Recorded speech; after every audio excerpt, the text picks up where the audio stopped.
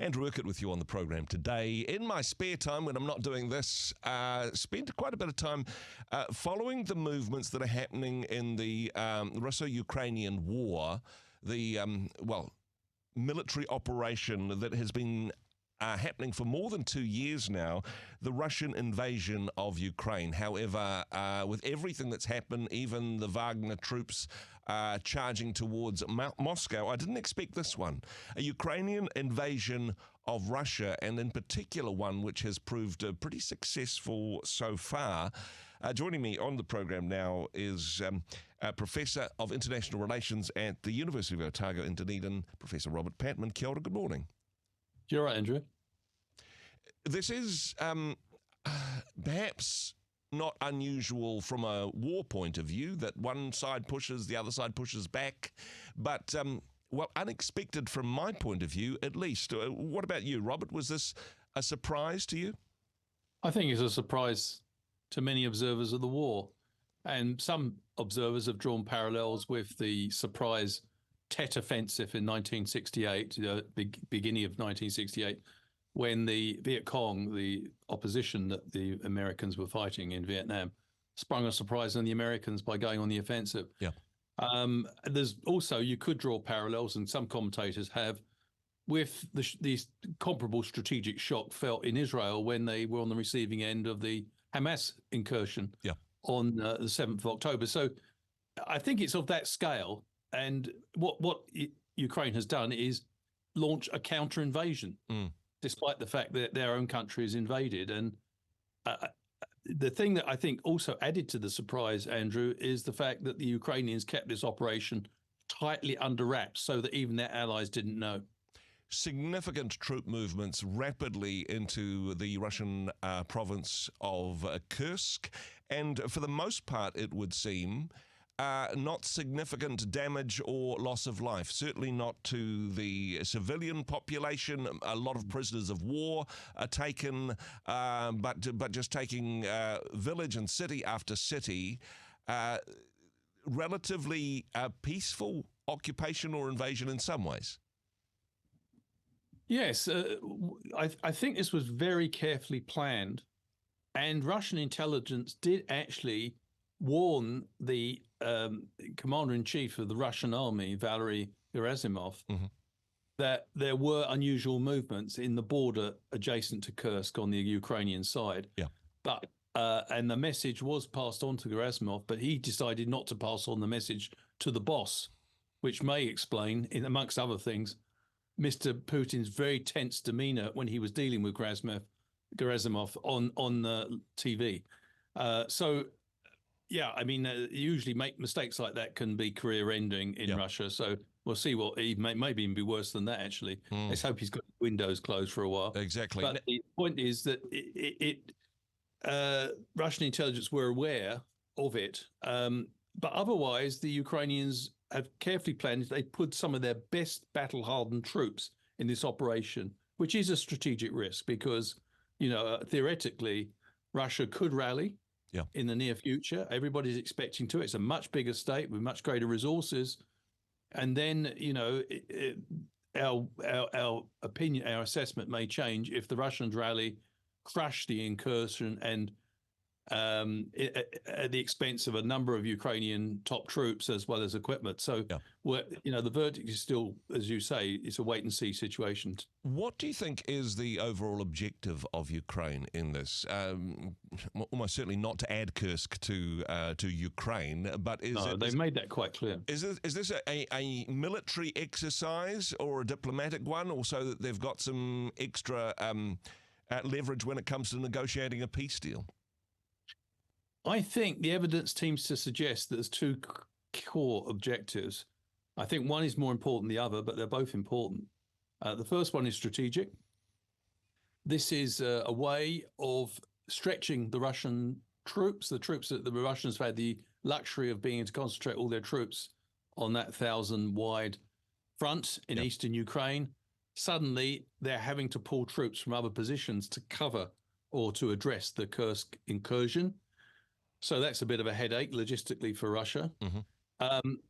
And the other thing is, it conveys strategically that Mr. Putin hasn't got a monopoly on the initiative in this conflict. And it's also a reminder to Western allies that Ukraine is still very capable militarily. It may be the smaller party, but it certainly has the ability to, put Mr. Putin on the defensive. I think politically, there's a dimension to this that might be described, Andrew, as a political psychological operation. What's interesting about the Ukraine conflict, and you've probably picked this up in your coverage of it, is that Mr. Zelensky has not accepted what he sees as the inflated view of Russian power that's held by many Western countries, including the United States, which explains America's caution in giving certain types of weapons that Mr. Zelensky wants, such as long-range missiles. They've always been worried about escalation, whereas Mr. Zelensky, who's much closer to the action, and many of his East European allies, such as Poland, Baltic states, say that the way to deal with Putin is to show you mean business. And it's not through diplomatic niceties, it's by using real power. I think he's doing a bit of that at the moment. And, the so-called strongman of Russia has suddenly been shown graphically to the world. This is a tremendous humiliation for Mr. Putin not to be so strong. And so, Zelensky is not only showing that Mr. Putin's power's got limits, but he's also demonstrating to those who may be thinking of moving against Putin in the Kremlin, this might be a good time. The Russian army being described as the second largest army, the second most effective army in the world. I've heard some commentators in the last week saying that maybe it's the second most effective army in Russia at the moment, second to the Ukrainians that seem to be doing better than they are. Having said that, though, of course, Ukraine has been equipped with Western arms and munitions. Russia, on the other hand, there's been a huge attrition rate of personnel and equipment that has been lost over these last couple of years. I think for a lot of people, they thought, well, Ukraine wouldn't dare cross the border into Russia. Firstly, because of this fear of escalation, Russia, of course, is a nuclear power. There's all sorts of fear in the West about that, and quite rightly, perhaps. But also because of the terms and conditions that the West have put on Ukraine for saying, look, we'll give you arms, but don't poke the bear. Don't cross this line, literally in this case, and cause the situation to escalate. Do you think that Zelensky has perhaps gone against the wishes and the best interests of NATO and its allies in taking this bold move? No, I don't think so, because I think the allies have been divided on this issue. But I think, for example, I think the French for some time have taken the Zelensky view, which is much more forward-leaning.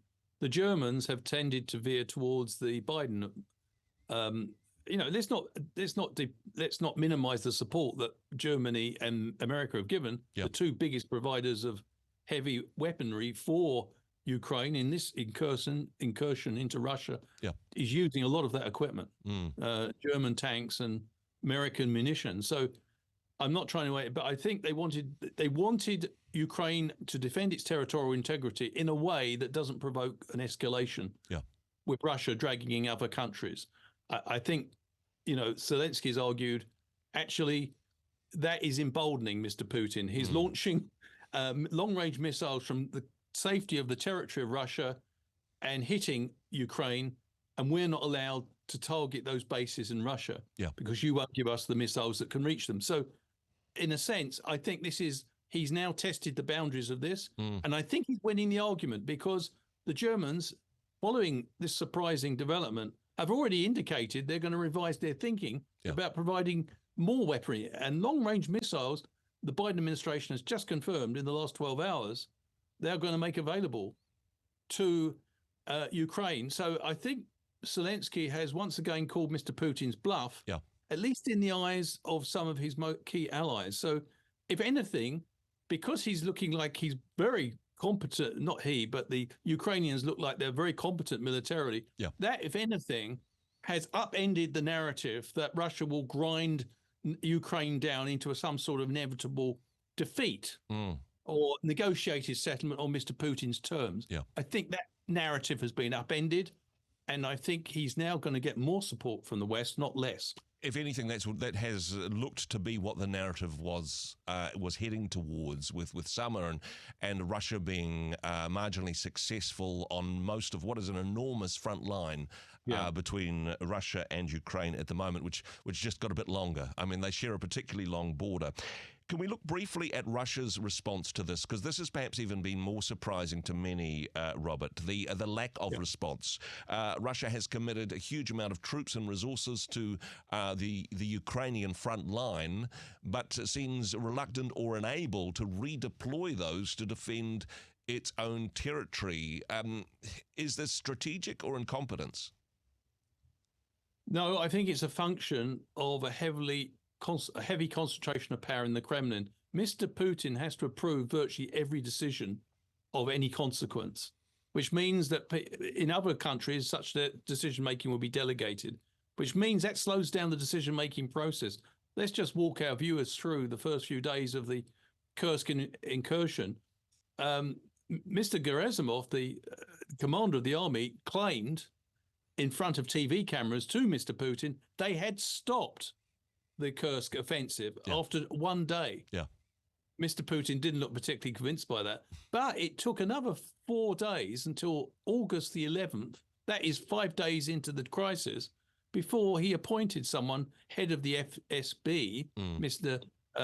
Benortkirkov, to actually take charge of the crisis. Yeah. So 5 days into a major incursion, Russia finally had someone who has a reputation for ruthless efficiency to lead what Mr. Putin calls a counter-terrorist operation. Yeah.